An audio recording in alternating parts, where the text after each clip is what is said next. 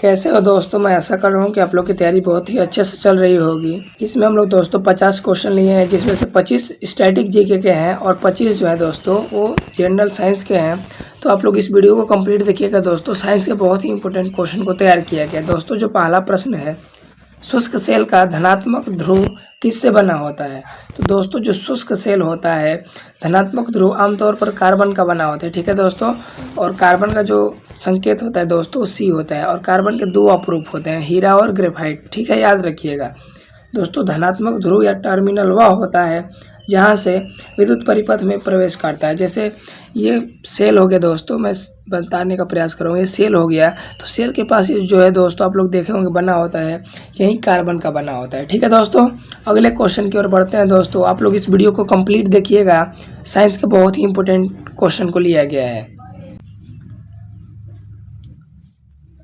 प्रकाश संश्लेषण के दौरान हरे पौधे प्रकाश ऊर्जा को डैश में परिवर्तित करते हैं। तो आप लोग बताइए दोस्तों, मैं प्रकाश संश्लेषण के बारे में बताता हूँ दोस्तों। प्रकाश संश्लेषण में हरे जो पौधे होते हैं वो ऑक्सीजन छोड़ते हैं। और ऑक्सीजन की जो खोज है दोस्तों जे प्रिस्टले किए थे, ये भी आप लोग को याद रखना है, काफ़ी इंपॉर्टेंट क्वेश्चन है। तो दोस्तों प्रकाश संश्लेषण कब होता है, तो दिन में होता है, ठीक है, ये भी आप लोग को पता होना चाहिए।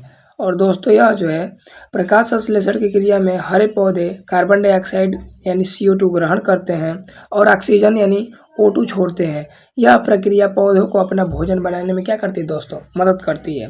तो सिंपल क्वेश्चन यह पूछ रहा है कि प्रकाश संश्लेषण के दौरान हरे पौधे प्रकाश ऊर्जा को किस में परिवर्तित करते हैं, तो लाडल और रासायनिक ऊर्जा में परिवर्तित करते हैं।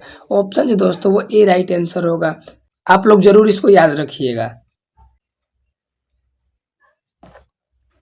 स्वतंत्र रूप से लटकी हुई चुंबकीय सुई किस दिशा में रुकेगी। ये भी क्वेश्चन काफ़ी इंपॉर्टेंट है दोस्तों। तो जो अगर हम लोग एक चुंबक है, अगर उसको हम लोग धागा में बांध के और ऊपर टांग दें, तो अगर जब वो शांत होगा तो उत्तर और दक्षिण दिशा को ही हमेशा इंगित करेगा। ऑप्शन जो दोस्तों वो भी राइट आंसर होगा, ठीक है दोस्तों। अगले क्वेश्चन की ओर बढ़ते हैं। और दोस्तों अभी तक आप चैनल को सब्सक्राइब नहीं किए होंगे तो करते चलिएगा। एक चुंबकीय दिक्सूचक सुई सदैव किस दिशा में इंगित करती है, तो यह जो है दोस्तों यह हमेशा उत्तर दिशा को इंगित करती है। ऑप्शन जो दोस्तों ए राइट आंसर होगा। दो अक्षांशों के बीच की दूरी लगभग डैश होती है, तो 111 किलोमीटर होती है दोस्तों। ऑप्शन जो दोस्तों वो सी राइट आंसर होगा, याद रखिएगा।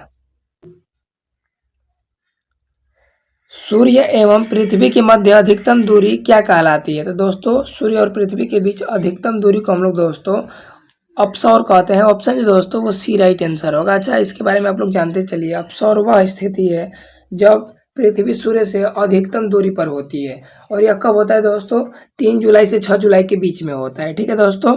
वहीं उपसौर की स्थिति 4 जनवरी को होता है, ये भी आप लोग को पता होना चाहिए। पृथ्वी की उपसौर स्थिति किस महीने में होती है, तो यह जो है दोस्तों वह उपसौर ऑप्शन जो दोस्तों कब होती है दोस्तों, तो यह जो है आमतौर पर 3 या 4 जनवरी को होती है। ऑप्शन जो दोस्तों वो बी राइट आंसर होगा। निम्नलिखित में से कौन सा बांध रावी नदी पर स्थित है, तो रावी नदी पे जो है दोस्तों इसमें से 3 बांध स्थित है। ऑप्शन जो दोस्तों वो डी राइट आंसर होगा। जो रावी नदी है दोस्तों इस पे जो है हड़प्पा का जो है दोस्तों कौन सा स्थल स्थित है दोस्तों, तो हड़प्पा किस नदी के तट पे स्थित है, तो हड़प्पा स्वयं रावी नदी के तट पे स्थित है दोस्तों। जो मोहनजोदड़ो है वो सिंधु नदी के तट पे है। जो भोगवा नदी के तट पे कौन सा है दोस्तों, लोथल है, याद रखिएगा, ठीक है दोस्तों। इंपॉर्टेंट क्वेश्चन है और ये आपके एग्जाम में पूछ लिए जाते हैं, ठीक है दोस्तों। भारतीय अंतरिक्ष अनुसंधान संगठन यानी इसरो की स्थापना कब हुई थी, दोस्तों इसरो जो होता है इंडियन स्पेस रिसर्च ऑर्गेनाइजेशन, इसकी स्थापना जो है दोस्तों 15 अगस्त 1969 को करी गई थी। ऑप्शन दोस्तों वो डी राइट आंसर होगा। और एक क्वेश्चन आपसे बनता है कि इसरो का मुख्यालय कहाँ है दोस्तों, तो बेंगलुरु में है। और बेंगलुरु को क्या बोलते हैं दोस्तों, सिलिकॉन सिटी के नाम से जाना जाता है। ये भी क्वेश्चन इंपॉर्टेंट है और आपके एग्जाम में पूछ सकता है, ठीक है दोस्तों। इसरो के अभी वर्तमान में अध्यक्ष कौन है, वी नारायण जी है। कौन से नंबर के हैं आप लोग कमेंट बॉक्स में बताइएगा। और इनसे पहले कौन थे ये भी आप लोग को कमेंट बॉक्स में बताना है। अगले दोस्तों क्वेश्चन की ओर बढ़ते हैं। वर्ल्ड वाटर दिवस कब मनाया जाता है? तो वर्ल्ड वाटर डे जो है दोस्तों वो 22 मार्च को प्रतिवर्ष मनाया जाता है और 22 मार्च को बिहार दिवस भी मनाया जाता है। ठीक है दोस्तों। 8 मार्च जो है दोस्तों अंतर्राष्ट्रीय महिला दिवस मनाया जाता है। 5 जून को विश्व पर्यावरण दिवस मनाया जाता है और 1 दिसंबर को विश्व एड्स दिवस मनाया जाता है। और एड्स जो होता है दोस्तों HIV वायरस की वजह से होता है, ये भी आप लोग को पता होना चाहिए। गौतम बुद्ध का जन्म स्थान है, तो दोस्तों जो गौतम बुद्ध जी हैं इनका जन्म 563 ईसा पूर्व में हुआ था। BC लिख दे रहा हूँ, 563 ईसा पूर्व कपिल वस्तु के लुम्बिनी में हुआ था। ठीक है दोस्तों, लुम्बिनी यानी ऑप्शन जो दोस्तों वो ए राइट आंसर होगा। ठीक है दोस्तों, बोध गया में इनको ज्ञान की प्राप्ति हुई थी और सारनाथ में ही प्रथम उपदेश दिए थे, जिसे बौद्ध धर्म में क्या बोलते हैं, धर्म चक्र प्रवर्तक बोलते हैं। ठीक है दोस्तों, और बुद्ध के घर का त्याग को हम लोग क्या बोलते हैं दोस्तों, बताइए, महाभिनिष्क्रमण बोलते हैं। अगले क्वेश्चन की ओर बढ़ते हैं। क्षय रोग यानी ट्यूबरकुलोसिस यानी TB यानी तपेदिक के निदान के लिए किस परीक्षण का उपयोग किया जाता है? तो दोस्तों इसमें एलिसा टेस्ट आप लोग जानते होंगे कि एड्स से संबंधित है एलिसा टेस्ट, लेकिन वहीं मंटोक्स परीक्षण जो है दोस्तों यह TB से संबंधित है। ऑप्शन जो दोस्तों वो बी राइट आंसर होगा। ठीक है दोस्तों, और विश्व TB दिवस या विश्व तपेदिक दिवस जो है दोस्तों हर साल 24 मार्च को मनाया जाता है। अगले दोस्तों क्वेश्चन की ओर बढ़ते हैं।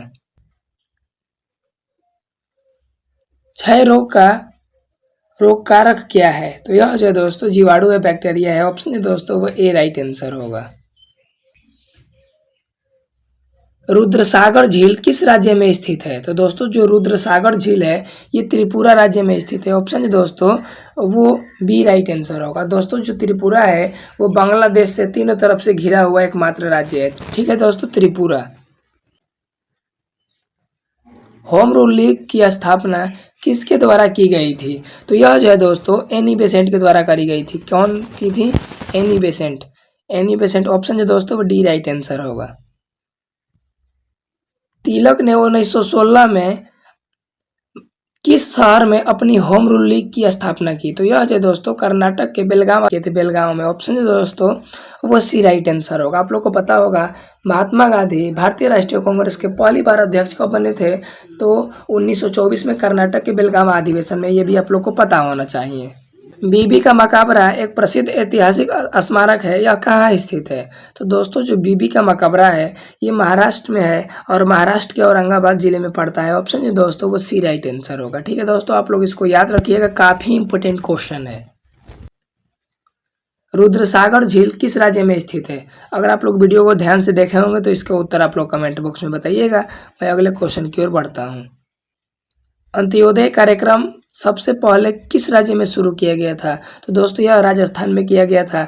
और आप लोग को पता होगा पंचायती राज सबसे पहले किस राज्य में शुरू किया गया था? राजस्थान में किया गया था, राजस्थान के नागौर में। ठीक है, ये भी आप लोग को पता होना चाहिए। सहारा अफ्रीका के किस भाग में स्थित है? जो है दोस्तों सहारा मरुस्थल है, ये उत्तरी अफ्रीका में स्थित है। ऑप्शन जो दोस्तों वो सी राइट आंसर होगा, उत्तरी। ठीक है दोस्तों, अगले क्वेश्चन की ओर बढ़ते हैं। थार मरुस्थल किस देश में स्थित है? तो अपना प्यारा देश भारत में स्थित है। ऑप्शन जो दोस्तों वो सी राइट आंसर होगा। और भारत के किस राज्य में? तो राजस्थान में थार मरुस्थल पड़ता है। काफी दोस्तों यह क्वेश्चन इंपोर्टेंट है। शारदा अधिनियम किससे संबंधित है? दोस्तों शारदा अधिनियम जो है ये बाल विवाह से संबंधित है। ऑप्शन जो दोस्तों वो भी राइट आंसर होगा। दोस्तों शारदा अधिनियम में लड़कियों के लिए 14 वर्ष और लड़कों के लिए 18 वर्ष न्यूनतम आयु जो है शादी की आयु तय करी गई थी। याद रखिएगा, काफी इंपोर्टेंट क्वेश्चन है। 1175 से 1192 के दौरान दिल्ली में किसने शासन किया? तो इसमें जो है दोस्तों पृथ्वीराज चौहान किए थे। ऑप्शन जो दोस्तों वो बी राइट आंसर होगा, पृथ्वीराज चौहान। यह क्वेश्चन आप लोग को स्वयं बताने होंगे कि पृथ्वीराज चौहान ने दिल्ली पर कब से कब तक शासन किया। आप लोग कमेंट बॉक्स में बताइएगा। अगले क्वेश्चन की ओर बढ़ते हैं। दूध का पीएच मान क्या है? दोस्तों जो मिल्क होता है इसका पीएच मान 6.4 होता है। जो भी 6.4 के करीब आंसर होगा हम लोग उसको टिक कर देंगे, यानी 6.6 होगा। ठीक है दोस्तों ऑपरेशन फ्लड का संबंध किससे है? श्वेत क्रांति से या दूध उत्पादन से है। ठीक है दोस्तों, ये भी आप लोग को याद रखना है। श्वेत क्रांति का संबंध किससे है? तो दूध उत्पादन से है। ठीक है दोस्तों, दूध सफेद केसिन की वजह से होता है, दूध पीला कैरोटीन की वजह से होता है। और भारत जो है दोस्तों दूध का सबसे बड़ा उत्पादक देश है और दोस्तों भारत के किस राज्य में सबसे ज़्यादा दूध का उत्पादन होता है? तो उत्तर प्रदेश में होता है। ऑपरेशन फ्लड शब्द किससे संबंधित है? तो यह जो है दोस्तों वो श्वेत क्रांति से संबंधित है। श्वेत क्रांति ऑप्शन जो दोस्तों वो सी राइट आंसर होगा। मिल्क मैन ऑफ इंडिया के नाम से किसे जाना जाता है? तो दोस्तों यह जो है डॉक्टर वर्गीज कुरियन को मिल्क मैन ऑफ इंडिया कहा जाता है, ठीक है, दूध मैन कहा जाता है। एम.एस. स्वामीनाथन जी जो है दोस्तों इनको भारत में हरित क्रांति का जनक के रूप में जाना जाता है। शारदा अधिनियम ने क्रमशः लड़कियों और लड़कों की शादी की न्यूनतम आयु कितनी तय की? तो यह जो है दोस्तों लड़कियों की पूछ रहा है पहले तो 14 वर्ष और लड़कों का 18 वर्ष तय किया गया था। ऑप्शन जो दोस्तों वो भी राइट आंसर होगा। और दोस्तों शारदा अधिनियम कब पारित किया गया था? तो दोस्तों 28 सितंबर 1929 को पारित किया गया था। शारदा अधिनियम कब पारित किया गया था? तो यह जो है मेरे लाडलो ये 28 सितंबर 1929 को किया गया था। ऑप्शन जो दोस्तों वो ए राइट आंसर होगा। 1923 में स्वराज पार्टी की स्थापना किसने की थी? तो दोस्तों स्वराज पार्टी की स्थापना मोतीलाल नेहरू और चित्तरंजन दास किए थे। ऑप्शन जो दोस्तों वो डी राइट आंसर होगा। दोस्तों स्वराज पार्टी की स्थापना 1 जनवरी 1923 को इलाहाबाद वर्तमान में प्रयागराज में करी गई थी, ठीक है दोस्तों। और चित्तरंजन दास इस पार्टी के अध्यक्ष थे और मोतीलाल नेहरू इसके सचिव थे, ठीक है दोस्तों। अब आइए हम लोग साइंस को निपटाते हैं, तब तक देखते रहिए ओम प्रकाश स्टडी सेंटर। पहला क्वेश्चन है पोटेशियम परमैंगनेट का सूत्र क्या होता है? तो दोस्तों इसका जो सूत्र होता है KMnO4 होता है। ऑप्शन जो दोस्तों वो ए राइट आंसर होगा। और इसका उपयोग दोस्तों कहाँ होता है? तो दोस्तों कुआं का पानी में इसको डाला जाता है क्योंकि ऑक्सीकरण करता है और यह पानी को क्या करता है दोस्तों शुद्ध कर देता है, ठीक है। ये भी आप लोग को पता होना चाहिए, काफ़ी इंपॉर्टेंट है दोस्तों। ये जो है वो 9th लेवल के क्वेश्चन तैयार किए गए हैं NCERT से मेरे द्वारा। पोटेशियम परमैंगनेट का उपयोग पानी को शुद्ध करने के लिए किया जाता है क्योंकि यह क्या करता है दोस्तों? तो यह जो है ऑक्सीकरण करता है। ऑप्शन जो दोस्तों वो बी राइट आंसर होगा। मेरे प्यारे साथियों पोटेशियम परमैंगनेट का उपयोग ग्रामीण क्षेत्रों में कुओं और अपशिष्ट जल से लोहा और हाइड्रोजन सल्फाइड यानी सड़े अंडे की गंध को हटाने के लिए किया जाता है, ठीक है दोस्तों। अगले दोस्तों क्वेश्चन की ओर बढ़ते हैं। डेटॉल की रोगाणुरोधक क्रिया डैश के कारण होती है? तो यह जो है दोस्तों क्लोरोऑक्सीलिनाल के कारण होती है। ऑप्शन जो दोस्तों वो भी राइट आंसर होगा। दोस्तों डेटॉल जो होता है वो किसका मिश्रण होता है? ये भी क्वेश्चन कई बार पूछा गया है। तो दोस्तों यह जो है वो क्लोरोजाइलिनॉल और टेरपिनॉल के मिश्रण होता है।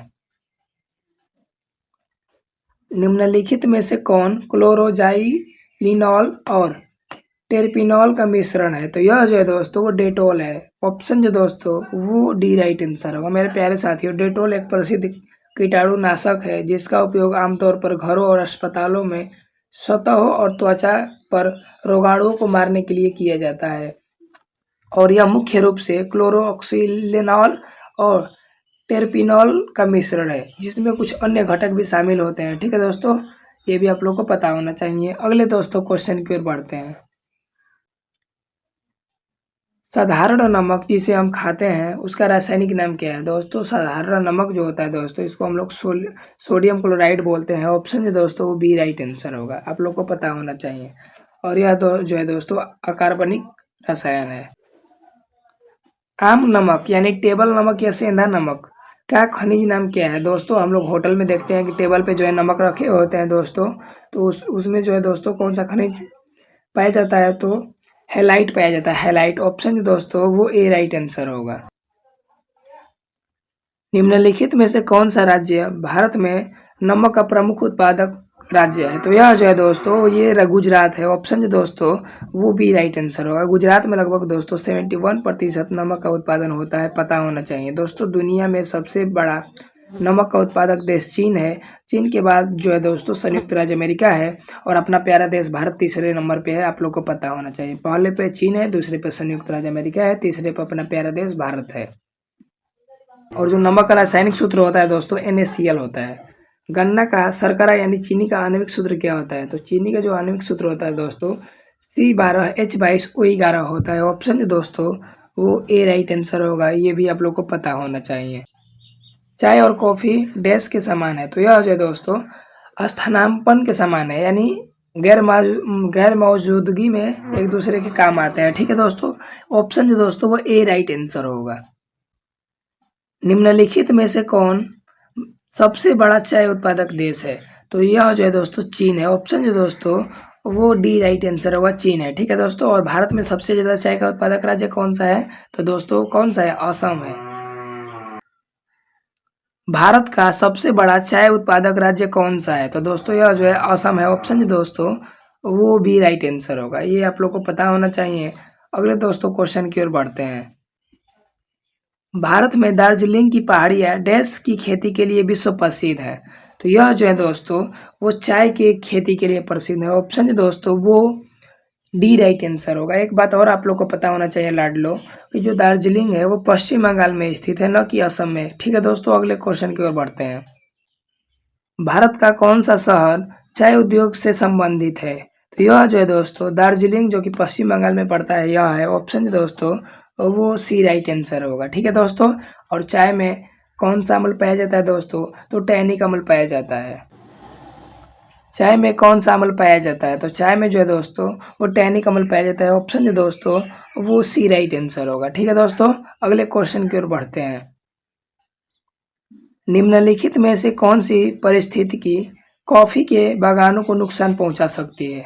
तो देखिए दोस्तों, ऑप्शन ए में दिया है दोमट मिट्टी, जिससे लोहा और कैल्शियम जैसे ह्यूमस और खनिज होते हैं। तो ये तो ठीक ही होगा उसके लिए। गर्म और आर्द्र जलवायु, ये भी उसके लिए अच्छा होता है दोस्तों।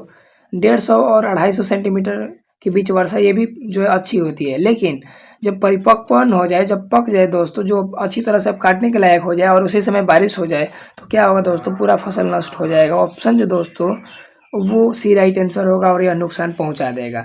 दोस्तों दुनिया में कॉफ़ी का सबसे बड़ा उत्पादक देश जो है ब्राज़ील है, और भारत में कॉफ़ी का सबसे बड़ा उत्पादक राज्य कर्नाटक है, और कर्नाटक सुपारी के उत्पादन में भी सबसे आगे है। दोस्तों कॉफ़ी के 4 प्रकार होते हैं: अरेबिका, रोबस्टा, लिबरिका और एस्प्रेसो। ठीक है दोस्तों,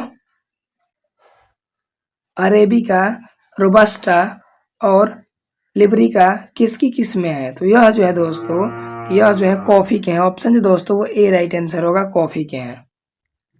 भारत में निम्नलिखित में से किस राज्य में अरेबिका कॉफ़ी उगाई जाती है? तो दोस्तों अरेबिका जो है लाडलो, यह कर्नाटक राज्य में उगाई जाती है। ऑप्शन जो दोस्तों वो डी राइट आंसर होगा, और ये कॉफ़ी की एक किस्म है।